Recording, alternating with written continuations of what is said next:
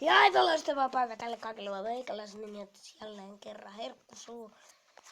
Ja tervetuloa mun ekan Top 5 videon pariin! Ja tänään käsitellään vankilapakoja. Ensimmäinen on New Yorkin uskomaton vankilapako. Nämä seikat ei ilmeisesti. Vankilasta voit pakenee. Nyt aloitetaan uutisen lukeminen. Murhasta tuomitut Tässä on tämmöinen kuva. Murhasta tuomitut 48-vuotias Richard Matt ja 34-vuotias David Sweat kävivät sunnuntaina historiallisen vankilapaon Clintonin korkean turvatason vankilasta New Yorkin osavaltiossa. Kukaan ei ole onnistunut pakenemaan osavaltion suurimmasta vankilasta koko sen 170-vuotiaan historian aikana.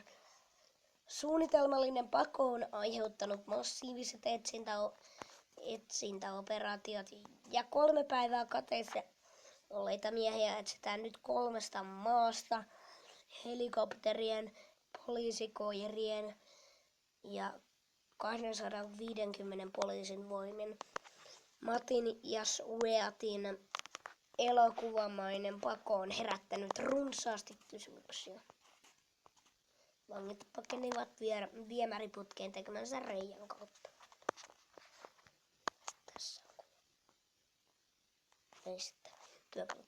Vierekkäisiin selleihin sijoitettu Matt ja Sweat pääsivät pakoon leikkaamalla aukon vankilan terässeinään. New Yorkin osavaltion kuvernööri Andrew Cuomo kertoi maanantaina, että vangeilla on täytynyt olla apuri.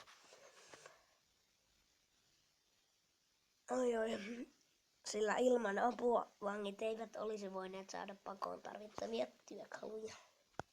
Tässä on kuva.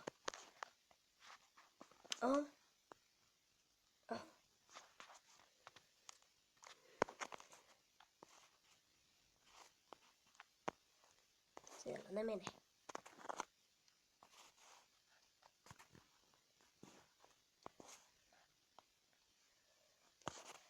Tässä lukee, että New Yorkin osavaltion kuvernöörin lausunnon jälkeen viranomaiset ovat kuulustelleet vankilan työntekijää, jonka epäileen olleen osallinen miesten pakoon. Tapauksesta erikoisen tekee myös se, että Matt ja Sweat ovat onnistuneet pitämään terässeinän tekemänsä aukon sekä aukosta irrotetut materiaalit myös. Ennen lähtöään karkurit huijasivat vartijoita vielä laittamalla peiton alle vaatteita, jotta vartijat luulisivat heidän nukkuvan pakomatka. Leikattuaan aukon terässeinään karkurit kulkivat vankilan putkistoja pitkin muurien ulkopuolella sijaitsevaan viemäriaukkoon. Vielä on epäselvää, mitä Matt ja Sweat ensinnäkin tiesivät vankilan labyrinttimaisen putkiston reitit. Matt ja Sweat pääsivät ulos vankilasta putkiston kautta. On myös kummallista, että miehet olisivat onnistuneet leikkaamaan terässeinän ilman ääntä. Kuuliko joku heidät? Jos kuulee, en osaa puhua enää, niin miksei paosta tehty välittömästi ilmoitusta? Kuvernööri Cuomo on New Yorkin Timesin mukaan sanonut, että muut vangit kiistivät kuulleensa tai nähneensä mitään. He kaikki nukkuvat sikeästi, Cuomo totesi irvaillen. Miehet jättivät pakomatkallaan irvailevan viestin, jossa toivotetaan hyvää päivän jatkoa. Vapaus. Tämä ei ole ensimmäinen kerta, kun Matt pakenee vankilasta.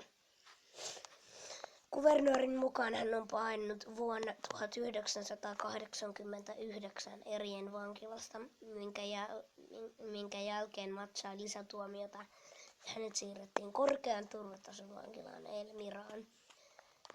SNN haastatteleman turvallisuusasiantuntijan Tom Fuentsin mukaan miehet ovat kylmäpäisiä murhaajia, jotka pitävät kiinni vapaudestaan kaikin keinoin. Se tarkoittaa, että he olisivat voineet vallata paikallisen talon, tappaa sen asukkaat, varastaa heidän autonsa ja ajaa sillä läpi Yhdysvaltojen, ennen kuin viranomaiset edes huomaisivat heidän olevan kateessa. Tästä viemäisestä murhasta vangitut miehet karkasivat vapauteen. Vankien pako on herättänyt paljon pelkoa Kanadan rajan tuntumassa sijaitsevassa Dannemoren kaupungissa. NBS News uutiskanavan haastattelema Paula Ashley kertoi olevansa järkyttynyt tapauksesta. Onko tämä joku vitsi? Tämä on hyvin pelottavaa. Kaikki tapahtui pihapiirissäni, jossa pikkupoikani leikkivät. Tää video oli tässä. Muistakaa painaa sitä tykkäysnappia ylöspäin, jos tykkäsitte. Tää video oli tässä. Muistakaa tilata Herkkusuun kanava, Herkkusuu pelaa kanava ja Herkkusuu top 5 ja Storytime. Nähdään ensi videossa, siinä asti se olisi moi moi.